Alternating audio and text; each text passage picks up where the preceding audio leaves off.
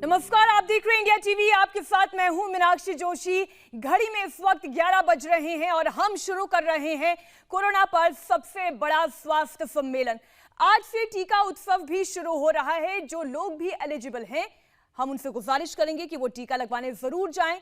Corona से लेकर infection से लेकर आप लोगों के हर सवालों का जवाब आज इंडिया टीवी देने की कोशिश करेगा। आज इंडिया टीवी पर हमारे साथ जुड़ेंगे देश के बड़े राज्यों के मुख्यमंत्री और स्वास्थ्य मंत्री, ताकि आपका हर कंफ्यूजन, हर परेशानी दूर हो जाए।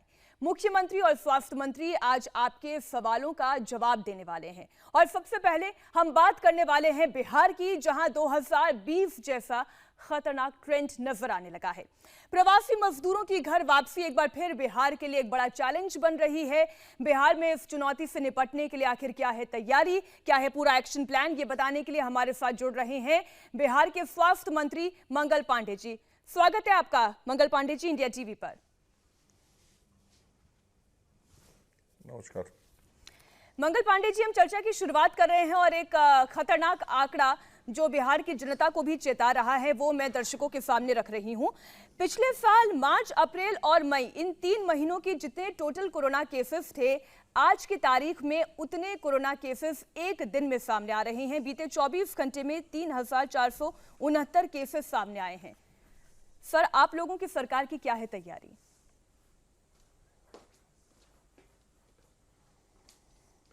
नहीं, आपने ठीक कहा है। पिछले साल 22 मार्च को पहला केस आया था और 22 मार्च को पहला केस आने के बाद अप्रैल मई में धीरे धीरे कोरोना के केसेस बढ़ने शुरू हुए थे। और आपको ये भी ध्यान में होगा कि उस वक्त जांच की इतनी सुविधा नहीं थी। मतलब आज जिस संख्या में हम जांच कर रहे हैं वो आंकड़ा उस वक्त नहीं था।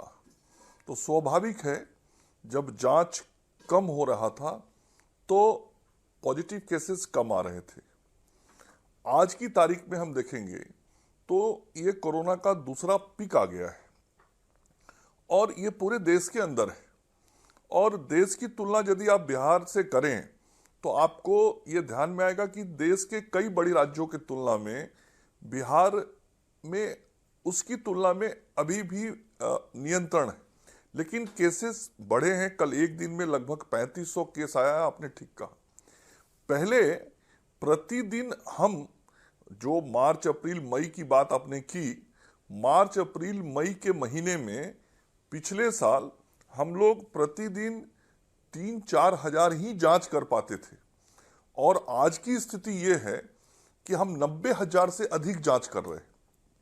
तो स्वाभाविक है कि जब जांच का दायरा इतना बड़ा हो गया, मतलब पिछली बार से लगभग 25-30 गुना जांच बढ़ गया, तो नए मरीज मिलेंगे और इस बीमारी को नियंत्रित यदि करना है तो पिछले बार का जो हम लोगों अब ज्यादा टेस्टिंग हो रही है। लेकिन जो एक शिकायत सामने आ रही है वो ये है कि अभी भी बाकी राज्यों के मुकाबले, और खास तौर पर मैं दिल्ली एनसीआर का जिक्र करूंगी, राजस्थान का जिक्र करूंगी, इवन छत्तीसगढ़ ऑल्सो, तो इन राज्यों में आरटीपीसीआर टेस्ट ज्यादा हो रहे हैं, इसलिए एफिकेसी रेट जो है वो ज्यादा समझ में आ रही है।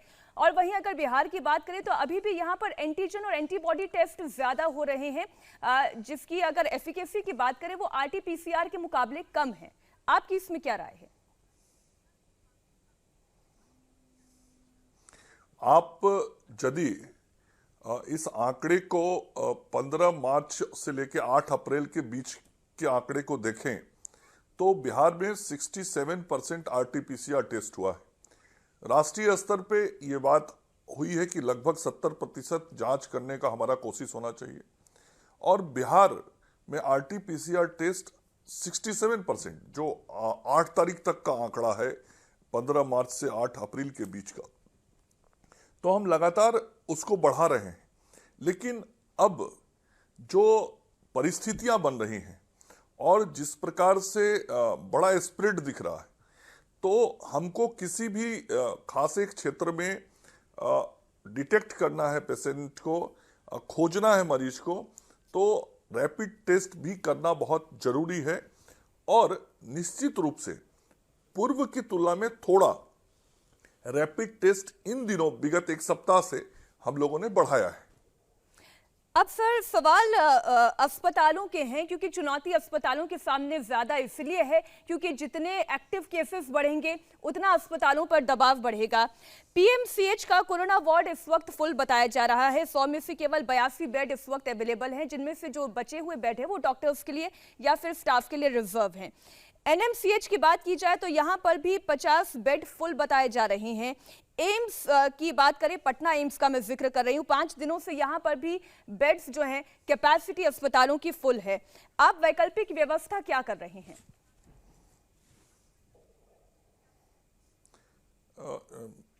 ये आपने ठीक कहा और हम सब लोग के ध्यान में है कि विगत 10 दिनों में ये स्प्रेड हुआ है और हम सब लोगों ने उसी अनुसार तैयारी की है।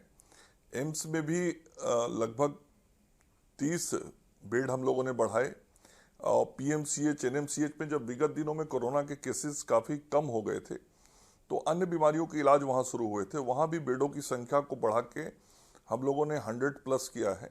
अब इंडिया टीवी हर वक्त हर जगह डाउनलोड करने के लिए सर्च करें India TV news Google play store या ऐप स्टोर पर।